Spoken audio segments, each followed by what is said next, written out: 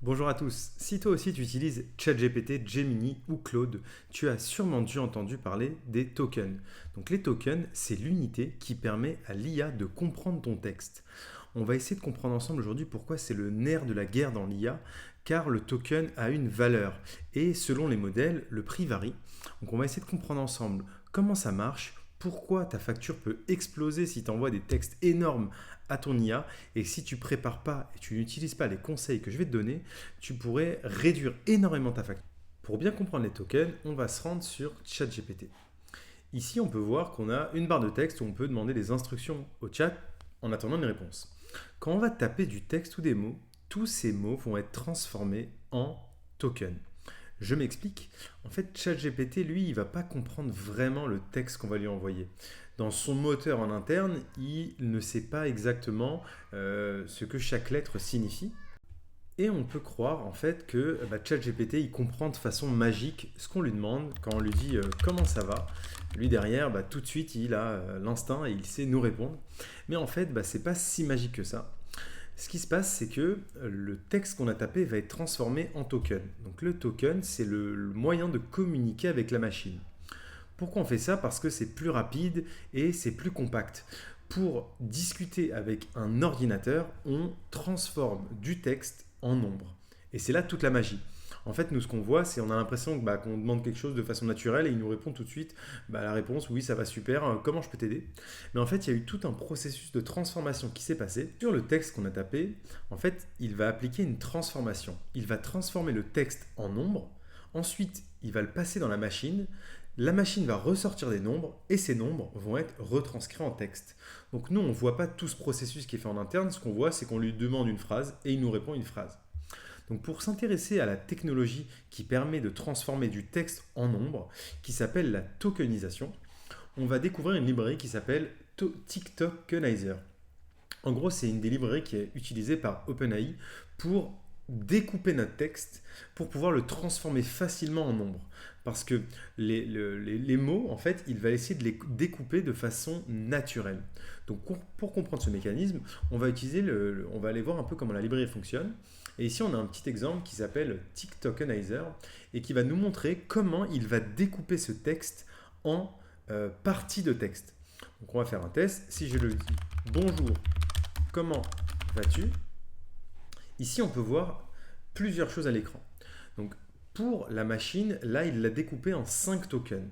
Visuellement, on voit les tokens. Il a fait un premier token qui veut dire bonjour, un deuxième token qui est comment, ensuite va, tu et le point d'interrogation. Et ce qu'on peut voir aussi qui est très intéressant, c'est qu'on peut voir que chaque mot ou partie de mot qu'il a transformé, ça correspond à un nombre. Donc c'est comme ça qu'il va faire sa première transformation entre texte et nombre. Parce que lui préfère travailler avec des nombres, parce qu'une machine, quand elle doit comparer et calculer des nombres, c'est beaucoup plus simple que des lettres. Donc c'est comme ça en interne qu'il gère sa logique. Cette transformation de nombre, je le rappelle, elle permet d'optimiser la rapidité et le coût, car on réduit en quantité, on a un tableau de nombres, et tout bon développeur sait que c'est plus facile de manipuler un tableau de nombres pour faire différents calculs. Et donc, une fois qu'on a cette transformation de token ici, on peut voir un calcul assez simple. Donc, on sait que les modèles nous facturent au token. Et ce qui est super cool, c'est qu'on a les différents prix que chaque modèle nous facture. Si on prend par exemple cette phrase, en partant du principe qu'on a le découpage qui est fait, peux-tu me rédiger un article sur les tokens au sein de l'IA? On peut voir que chaque modèle a sa façon de découper les tokens. Donc là, je vous ai montré le premier qui était ChatGPT 4 qui découpe de cette façon. Mais si je prends par exemple Gemma, un autre modèle, lui, quand je vais lui demander la même phrase qui est peux-tu me rédiger un article, il va faire un découpage plus fin. Il va découper le PE, ensuite le UX. Il a fait un découpage plus précis. En fait, le tick tokenizer que je vous ai montré, c'est une des façons de découper ces mots. Mais il en existe plusieurs. Chacun a ses méthodes différentes pour découper, pour optimiser les calculs derrière. Et ça permet d'avoir plus ou moins d'efficacité. Les modèles cherchent toujours la meilleure méthode de calcul et de transformation pour répondre au plus vite. Et cette partie de tokenizer joue beaucoup sur la réponse. Et si je prends par exemple le modèle Gemma, qui pour cette phrase nous retournait 19 tokens, si je reprends la même phrase et que je demande par exemple à Lama, qui est le modèle de Facebook, lui, il en a 19.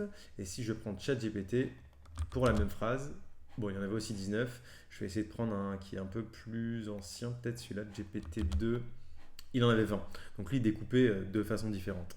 Et à chaque fois, c'est des nombres différents en sortie. Donc maintenant qu'on a compris cette transformation, on va essayer de s'intéresser au prix. Donc, je reviens sur mon graphique. Ici, on voit que cette phrase a été découpée et qu'elle correspond à 18 tokens. Et les modèles chiffrent du coup en tokens. Donc si par exemple là, j'ai 18 tokens en entrée, ça va me coûter ce tarif-là. Je vais payer ce tarif-là pour la requête. Et si c'était le modèle qui m'avait répondu, donc s'il m'avait répondu ce mot-là, ça m'aurait coûté ce tarif-là. Donc les tokens en entrée et en sortie n'ont pas le même prix. Et on a un tableau de prix ici, si on peut voir directement comment ça nous aurait coûté pour comparer en fait les différents tarifs que les modèles proposent. Donc c'est très cool en fait ce mode de transformation. Et si on prend un peu le graphique pour vous résumer comment se passe une conversation de bout en bout, je vous le montre. Donc ici, on a repris l'exemple de notre phrase qui était « Comment ça va ?» Donc première chose, on tape sur notre interface « Comment ça va ?» Là intervient le Tick Tokenizer qui fait la transformation en nombres. Donc « Comment ça va ?» est transformé en ces nombres-là. Vous pouvez vérifier, c'est les vrais nombres. Ensuite, il y a la machine, donc le moteur d'un modèle de données qui va essayer de calculer les nombres les plus probables juste après ces nombres en entrée. Donc il sait que quand on tape ces nombres-là, lui, en général, il répond ça. Donc c'est toute la beauté du modèle, c'est qu'il va donner les nombres de sortie les plus probables. Et une fois qu'il nous a retourné ces nombres, heureusement, ChatGPT ne nous affiche pas à l'écran ces nombres de façon brute, mais il nous affiche la traduction de ces nombres qui correspond à « ça va et toi ». Et donc ce qui est super cool, c'est qu'il va pouvoir nous ressortir en fait le modèle, si on lui redemande plusieurs fois comment ça va, il va nous retourner du coup toujours des mêmes nombres, mais ce qui est différent, c'est qu'il va nous retourner potentiellement une sortie différente. Donc si par exemple là dans les nombres, il y a une autre sortie, la réponse ça va pas être ça va et toi, c'est merci, tout va bien, et vous, comment allez-vous? Donc il sait qu'après ces nombres-là, ce sont souvent ces nombres-là qui sortent, et c'est comme ça qu'il fait son calcul en interne. Maintenant qu'on a compris un peu le contexte global, on va parler des soucis qu'il y a sur les tokens. En fait, ChatGPT, quand on prend un abonnement à 20 $, il nous laisse utiliser les modèles qui coûtent cher, mais au bout d'un moment, on dépasse la limite. Parce qu'en fait, quand on lui parle beaucoup et qu'il nous répond beaucoup, on dépasse les 20 $ qu'il nous alloue tous les mois. En fait, il nous alloue une petite enveloppe pour discuter avec lui. Et on passe sur un modèle gratuit où les prix sont bien moins inférieurs. Et si on retourne par exemple sur le modèle GPT 3.5 Turbo, on voit que pour la même requête, là où on utilisait les derniers modèles, on payait 0,0096. Là, c'est 10 fois moins cher. Donc c'est pour ça qu'on est rebasculé après sur les modèles qui coûtent peu. Maintenant, là, c'était le cas d'utilisation. On utilise ChatGPT de façon classique, mais ces tarifs-là s'appliquent surtout à l'API.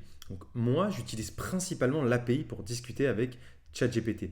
Je ne lui parle pas, enfin je lui parle un peu dans la vie de tous les jours pour des questions basiques, mais pour mon métier de dev, je communique souvent avec l'API. Un exemple que j'ai très régulièrement, c'est que je fais de la génération d'articles. Donc je crée des articles avec ChatGPT. Et en fait, pour créer mes articles, je ne vais pas lui demander tous les jours « Bonjour Chat, est-ce que tu peux me créer un article ?» J'ai plein d'outils qui permettent de créer des prompts très très élaborés pour créer des articles. Donc je vais vous montrer un exemple de prompt et un exemple de ce que ça me coûte d'utiliser ce prompt-là. Donc si je retourne dans TikTokenizer, ici je vais vous coller mon prompt et je vais vous l'expliquer. Donc comment mon prompt se structure ici? En fait, je lui donne plein d'informations et lui il comprend ce qu'il doit faire. Donc il y a un objet, donc j'utilise le format JSON pour communiquer avec lui, car dans mon code en JavaScript, je formate mon objet et ensuite je lui envoie et lui il comprend ce qu'il doit faire. Il sait directement que je communique avec l'API et avec les différentes infos que je lui donne, il va comprendre de quoi je parle. Donc je lui demande en task de rédiger un article complet sur les technologies durables. Donc je fais de la création d'articles avec l'IA. Et ensuite je lui donne plein d'informations. La target audience, les professionnels du secteur tech. Ensuite je lui donne le ton que l'article j'aimerais qu'il ait. Ensuite le nombre de mots que l'article doit contenir. Et en fait, grâce à ces informations-là, je lui donne différentes données pour qu'il puisse me rédiger un article vraiment idéal, exactement comme je le veux. Donc là, c'est vraiment à titre informatif, hein, c'est pas vraiment un article que je vais rédiger. En gros, voilà, je vais lui donner un objet section. Et dans ces sections, je vais dire, voilà, il y aura le titre, ça va être ça, et les points clés que tu vas devoir élaborer. Ajoute des statistiques si tu peux, parce que j'ai un outil derrière qui fait des stats. Mais tout ça pour vous dire que le prompt que je vais lui demander va me demander 752 tokens. Et si je me rends sur le token calculateur ici, bah, je vais voir que là, ça va coûter bien plus cher. Je suis à 1 centime pour la requête, sachant que j'en fais 30, 40 par jour. Donc ça peut vite monter. Donc si après bah, je veux augmenter mon modèle, ça peut monter très vite et la facture peut vite grimper. Donc pour solutionner ça, il y a des initiatives qui sont faites et des nouvelles syntaxes qui permettent de communiquer avec les modèles. Et par exemple, il y en a une que j'utilise depuis quelques temps qui s'appelle la syntaxe Toon. Donc le JSON, c'est la syntaxe qui est la plus répandue parce que c'est une syntaxe assez lisible, c'est sous forme d'objet avec des clés valeurs. Mais elle est, on va dire, elle est coûteuse parce qu'on répète plusieurs fois les éléments. Ici, si je vous remonte mon prompt, je récupère pour les sections, je répète à chaque fois l'ID, le titre. Comme j'ai 4, 5 sections, je répète l'ID, le titre. Et ça commence à coûter cher en token parce que plus le prompt est gros, plus il coûte de l'argent. Et si je retourne sur la syntaxe Toon ici, donc ils ont pris le parti de se dire que le JSON, c'est pas bon et qu'il faut une syntaxe encore plus simple pour communiquer avec le modèle.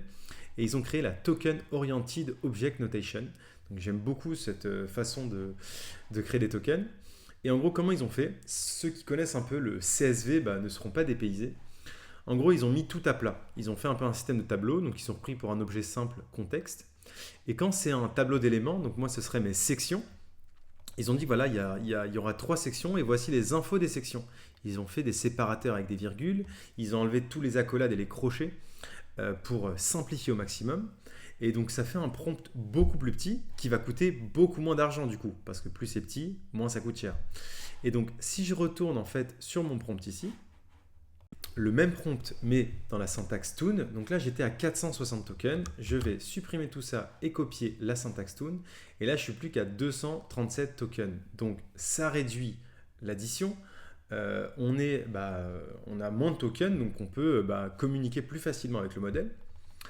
Donc ça permet en fait cette réduction, c'est pour se dire que sur des gros volumes, ça peut coûter très cher. Nous, on voit que l'utilisation de tous les jours. J'ai demandé, voilà, je me suis fait un petit bobo, ChatGPT, j'ai mal au pied, qu'est-ce que je peux faire? Il nous répond.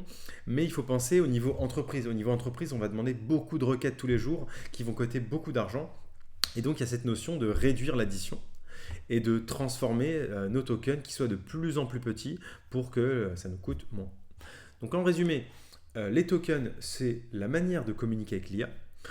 Le chat fait des transformations, il va tokeniser nos textes en nombres et ensuite la machine va processer, va nous retourner des nombres et va retourner du texte à la fin. Donc voilà pour cette vidéo sur les tokens. N'hésitez pas à me dire si ça vous a plu, si vous aimez ce style de vidéo. On peut rentrer sur différents aspects des modèles de données parce que c'est vraiment très intéressant et passionnant. N'hésitez pas à me dire en commentaire si ça vous a plu et on se retrouve bientôt. Ciao!